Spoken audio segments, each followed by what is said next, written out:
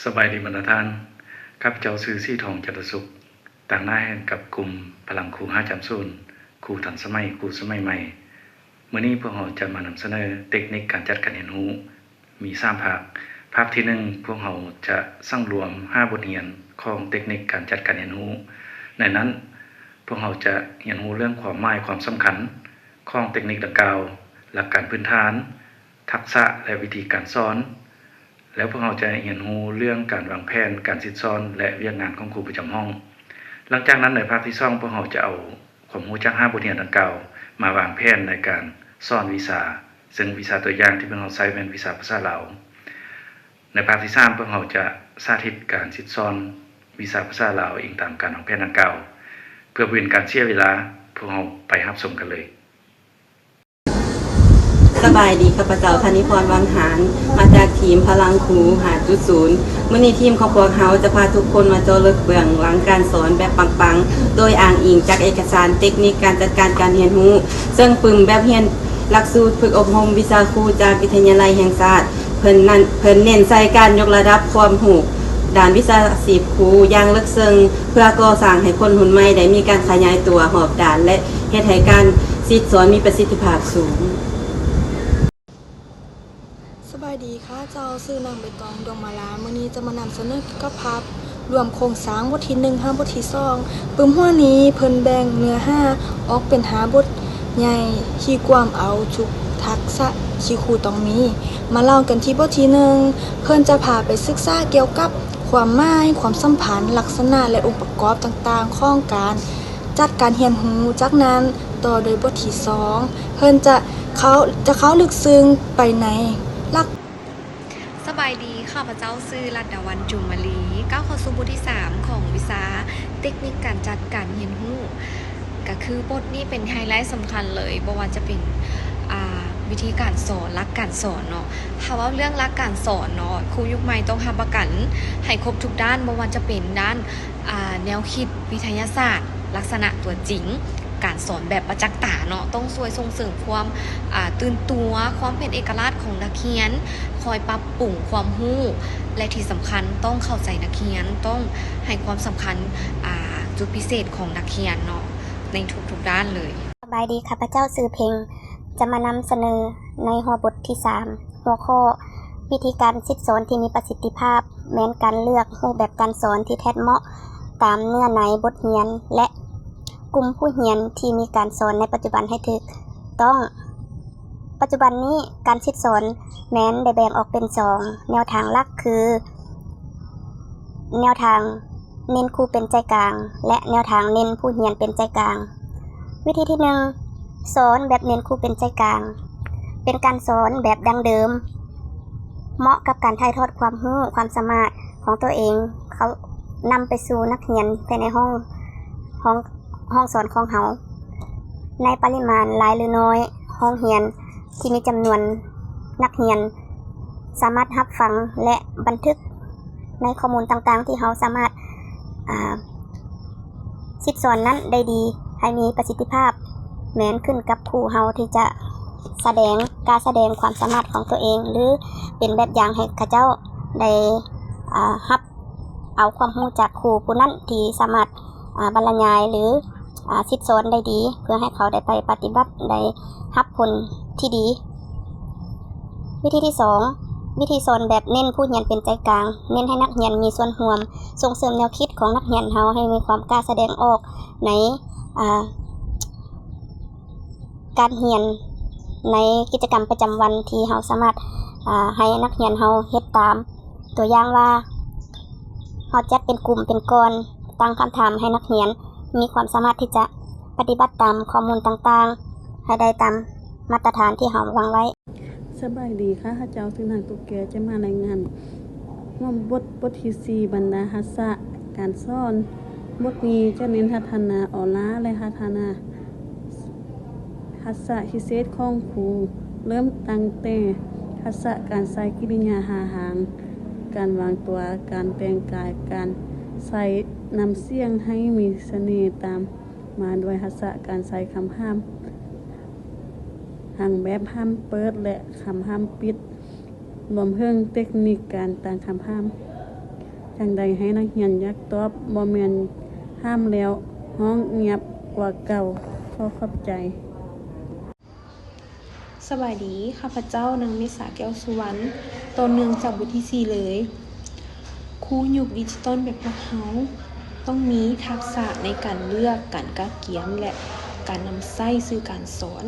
โดยเฉพาะคือการนำเอาเทคโนโลยีที่ว่าทันสมัยเข้ามาช่วยในการสอน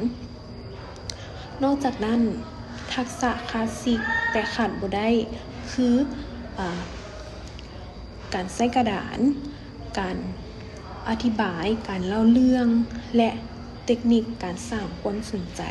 ที่ว่าจะเปลี่ยนบทเรียนที่ว่ายากๆให้กลายเป็นเรื่องที่สนุกสนานม่วนซื่นและน่าติดตามสำหรับนักเรียนทุกคน สวัสดีข้าพเจ้านางอลิซาพัญญาวงศ์วันนี้จะมานำเสนอบทที่5เนาะการวางแผนการสอนส่งต่อเข้าภาคปฏิบัติมาฮอดบทสุดท้ายนี้บทที่5การวางแผนการสอนแต่งบทสอนเวียกครูประจำห้องบทนี้จะสอนเรื่องการแต่งบทสอนแบบมืออาชีพทั้งแบบ5บัดเก้าแบบ4ขั้นตอนและแบบ UDB พร้อมทั้งเจ้าเลิกเวียกงานครูประจำห้องในการประสานงานร่วมกันระหว่างโรงเรียนครอบครัวและสังคมว่าทฤษฎีมาหลายแล้วอยากเห็นของจริงกันแล้วแม่นบ่คันซั่นพวกเฮาไปเบิ่งตัวอย่างในการนำใช้ทฤษฎีเหล่านี้เข้าในการแต่งบทสอนตัวจริงจากหมู่ของพวกเฮาได้เลย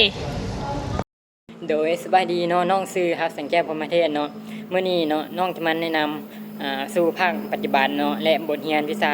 ภาษาลาวชั้นป .1 เนาะคือบทที่เราจะมาแนะนำเนาะก็คือ Micro Texting จุดประสงค์เนาะก็เพื่อให้เห็นภาพชัดเจนทีมงานของพวกเขาเนาะได้นำเอาเทคนิคทั้งหมดเนาะมาผสมผสานกันมาออกแบบเป็นบทสอนวิชาภาษาลาวสำหรับน้องๆเนาะชั้นป .1 ซึ่งการจัดการเรียนรู้เนาะแบบไมโครเท็กซิ่งที่ใช้เวลาเพียงแต่10นาทีหัวข้อบทเรียนของพวกเขาก็คือการนำเอาพยัญชนะกอไก่และสระอาเนาะ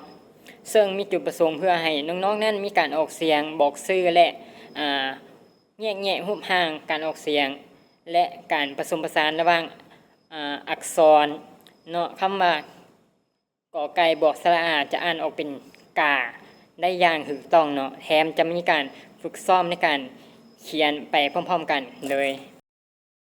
เราทุกคนเบิ่งนี้กันก่อนวันนี้ครูมีกิจกรรมมาให้ลิ้นนั่นก็คือการฟ้องสระ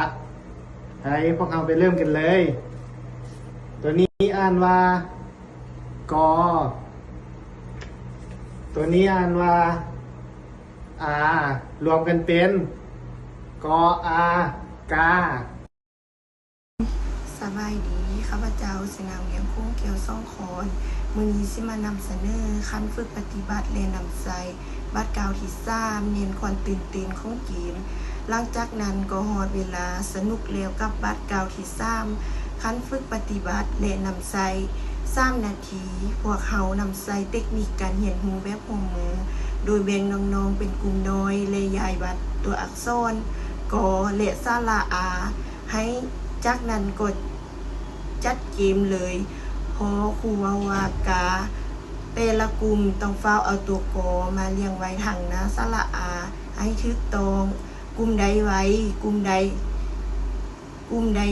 ครูก็จะกวดอย่างกวดเลยให้คำสมเสยแบบกันเองสบายดีค่ะพระเจ้าสื่อจันทราพิมพ์ทวนมาฮอดบัดกาวฮีซีคันสรุปและประเมินผล1นาทีสุดท้ายครูจะให้ทุกคนออกเสียงพร้อมกันอีกครั้งว่ากออากาแล้วสมทบความเข้าใจสั้นๆโดยการถามว่าตัวกอต้องอยู่ห่างหน้าหรือห่างหลังสระอาและสิ่งที่คาดบ่ได้เลยก็คือเวียกปานที่เน้นการสมทบระหว่างโรงเรียนครอบครัวโดยให้น้องๆไปฝึกเขียนแล้วอ่านให้ผู้ปกครองอยู่เรือนฟังนำกันสบายดีข้าพเจ้านางบุญมีอินทวงศ์ปิดท้ายแบบมืออาชีพสรุปมาตรฐานบทสอนสำหรับการบัดแทกและประเมินผลพวกเรานำใช้วิธีการสังเกตและประเมินผลพวกเรานำใช้วิธีการสังเกต การมีส่วนร่วมและการตอบคำถามเป็นหลัก อยากบอกว่า บทสอนนี้ออกแบบอย่างคักแน่ให้สอดคล้องกับคู่มือการฝึกอบรมวิชาครูของมหาวิทยาลัยแห่งชาติปี 2022 ที่เน้นเอานักเรียนเป็นศูนย์กลาง 100% ห้องรับปา10 นาทีที่ทั้งมวลได้กิจกรรมและเด็กน้อยได้ความรู้ไปแบบเต็มๆแน่นอน ฝากติดตามผลงานของพวกเราได้เด้อขอขอบใจ